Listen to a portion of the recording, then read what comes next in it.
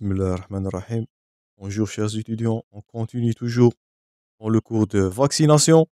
Dans cette deuxième partie, on va aborder les vaccins vivants dits atténués. Donc vous êtes habitués à ça maintenant. Tous les supports sont dans la description à télécharger.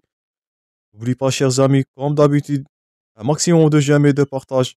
N'oubliez pas d'abonner si vous n'êtes pas encore afin de recevoir ces vidéos durant toute l'année.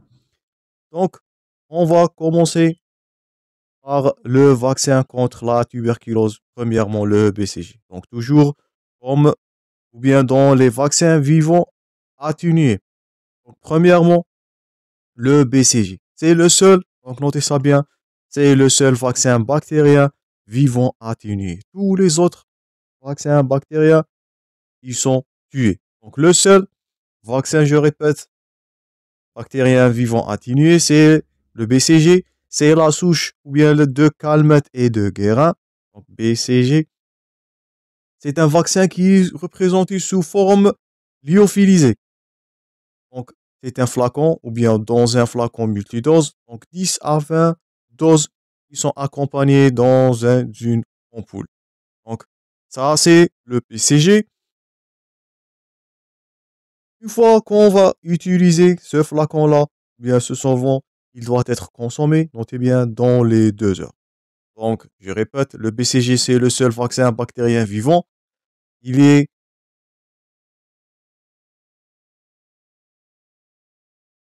sous forme lyophilisée.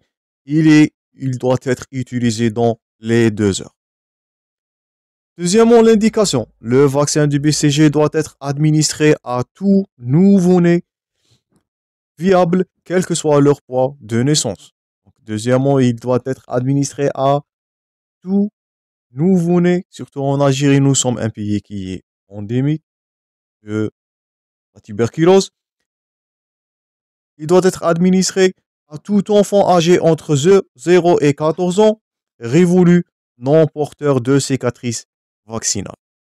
Donc, je répète, tout patient ou nourrisson qui n'a pas de cicatrices entre l'âge de 0 et 14 ans, tout nouveau-né viable, quel que soit leur état de poids, et il doit être subir de BCG, de bacilles Calmette et Guérin. C'est un vaccin essentiel, primordial, surtout en Algérie, à cause de l'endémicité de la tuberculose. Donc la technique de vaccination du BCG. Donc la vaccination, elle se fait par voie qui est intradermique. Donc l'injection, elle est faite à l'aide d'une seringue qui est radiée de 0,05 ml.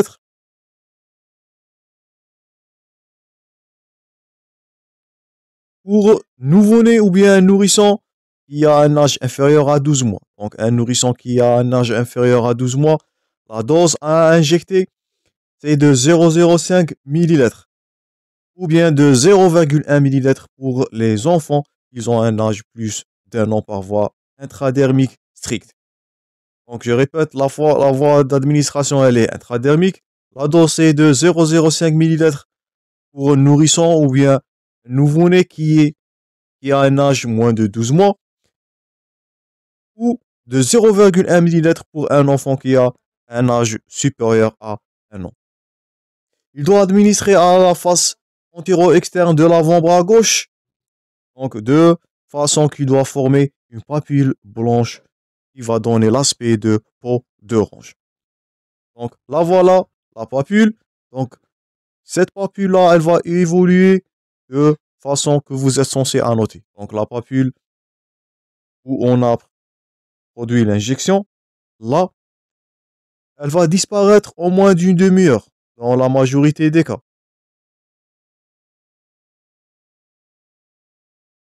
Donc la papule, elle va disparaître dans la demi-heure, mais elle va former localement à la fin de la 3e semaine un petit nodule rouge qui va s'ulcérer à la 6e semaine. Et dernièrement, il va finir par donner la cicatrice pathognomonique de la UBCG jusqu'au 8e vers la 12e semaine. Donc je répète,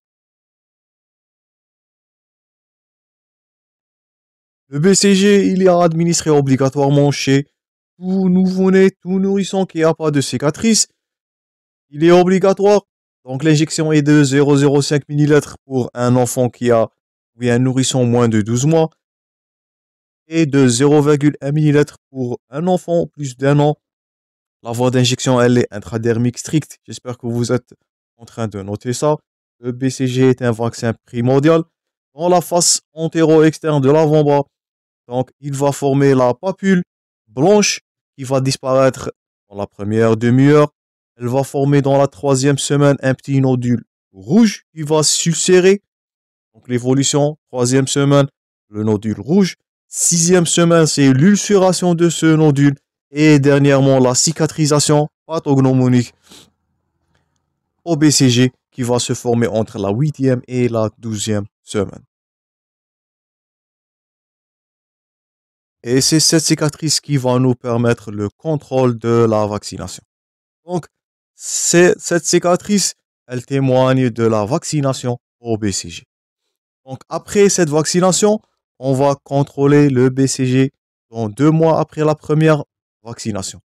S'il y a une cicatrice, le vaccin BCG, il a été bien pris. Donc, notez bien que la cicatrice BCG, c'est pour cela qu'on a insisté sur leur aspect. Elle va témoigner de la succès ou bien du succès de la vaccination contre le BCG ou bien contre la tuberculose. Donc, s'il y a une cicatrice après 2 mois, donc là, on va citer la prise du BCG, la réussite de la cicatrisation. S'il n'y a pas une cicatrice, deuxième cas, il faudra revacciner sans avoir un test à la tuberculine. Donc, c'est la cicatrisation qui est le témoin de la réussite de vaccination. Donc, après 2 mois de contrôle, s'il y a la cicatrice, c'est bon, le vaccin il a été pris. S'il n'y a pas de la cicatrice, votre conduite à tenir, c'est de revacciner, mais sans faire un test ou bien un IDR à la tuberculine. C'est le deuxième cas. Donc, après cette deuxième vaccination, s'il n'y a pas encore de vaccination après 2 vaccinations, après une deuxième revaccination, il est inutile de revacciner. Pourquoi? Parce que le corps, l'hôte, il n'a pas identifié, il n'a pas été sensibilisé contre la tuberculose. Ça ne sert à rien.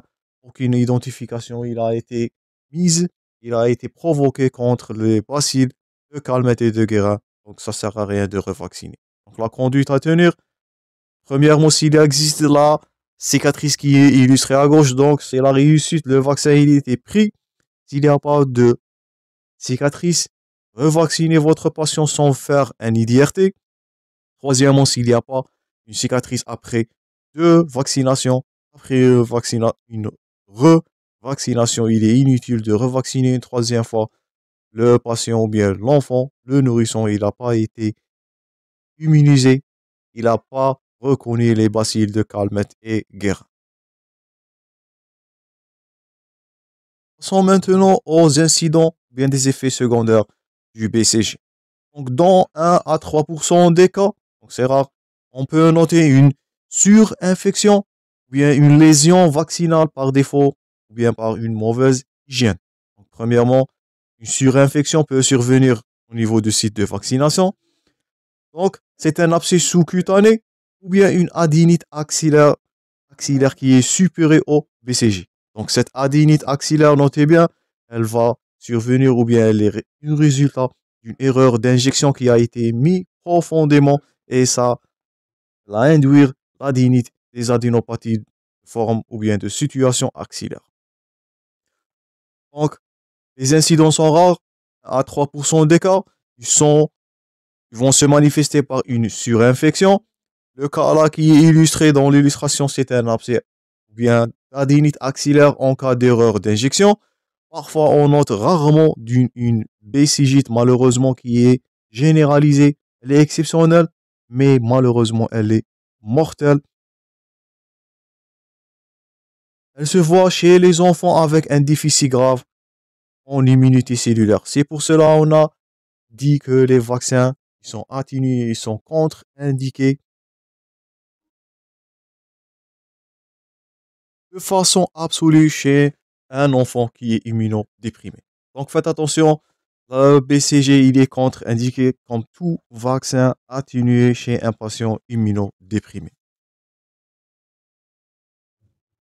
Dernier titre pour le BCG, c'est les contre-indications. Donc, les contre-indications du BCG, c'est un enfant qui est atteint d'une affection maligne. C'est le cas de lymphome, leucémie.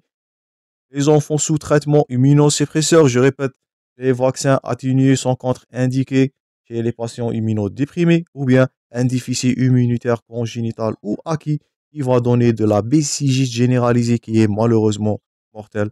Faites attention aux vaccins atténués. Dernier mot concernant la protection ou bien l'efficacité du BCG. Donc, il protège en 80% les petits enfants contre, mais notez bien, les formes graves de la tuberculose. Donc, le rôle du BCG, notez bien, c'est de la protection.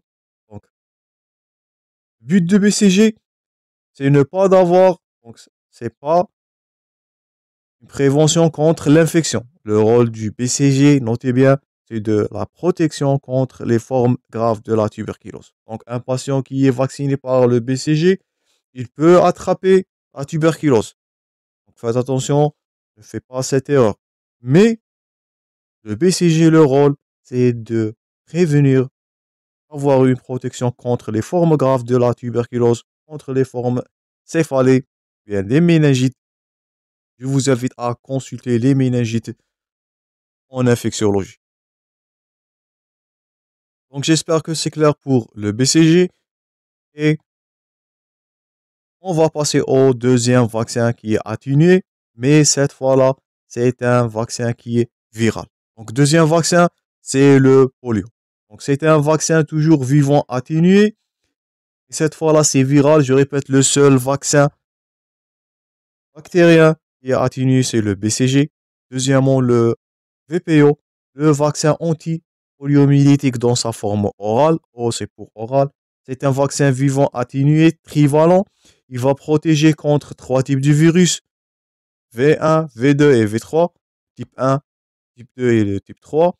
Il se présente sous forme liquide, ou bien de flacons de 10 à 20 doses. Notez bien, parmi les caractéristiques du VPO, c'est qu'il est le plus fragile des vaccins anti-poliomyélitiques. Donc pour la polio, bien pour le polio, on dispose de deux types de vaccination, vaccination orale et vaccination par injection. Forme orale, le VPO, c'est le plus fragile des vaccins anti-poliomyélitiques. Le VPO aussi nécessite 5 doses successives. Vous êtes censé de les retenir.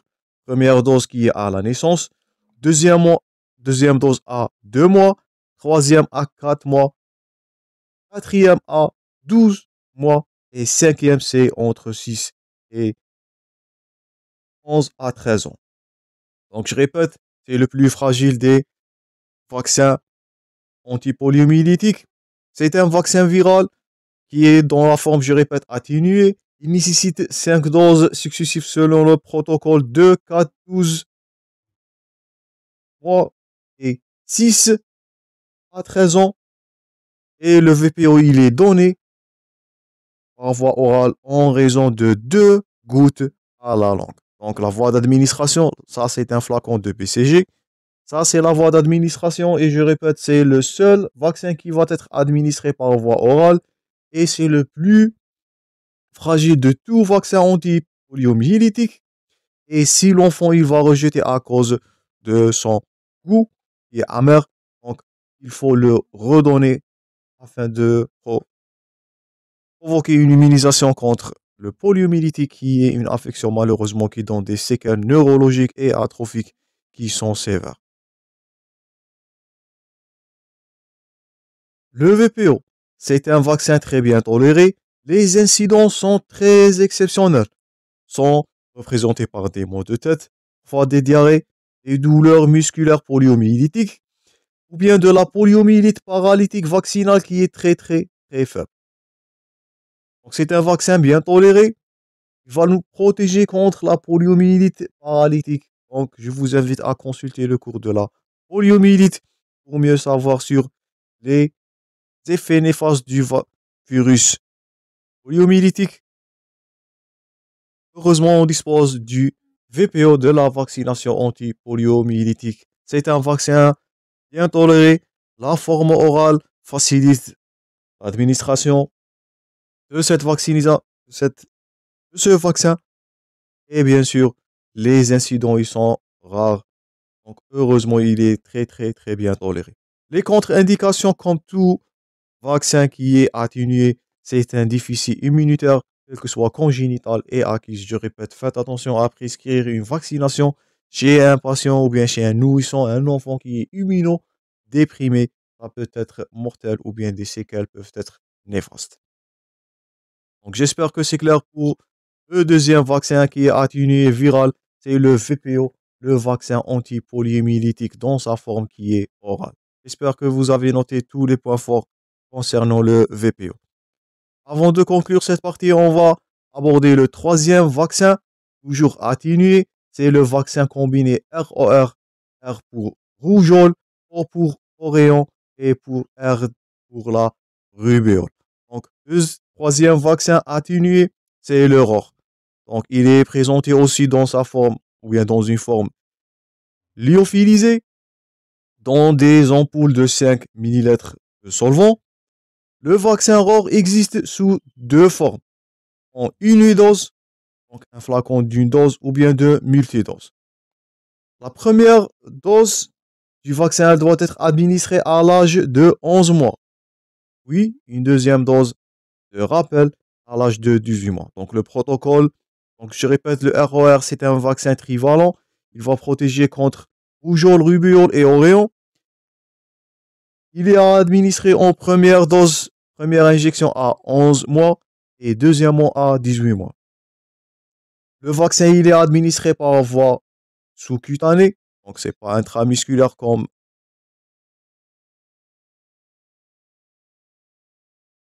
l'antihépatite B, ou bien intradermique comme on a vu le BCG. Donc il est administré par voie sous-cutanée dans la fesse sous-épineuse. Donc troisième vaccin, le ROR. Les réactions indésirables, donc les réactions ils sont bénignes et ils sont représentés par une fièvre bénigne, une éruption cutanée.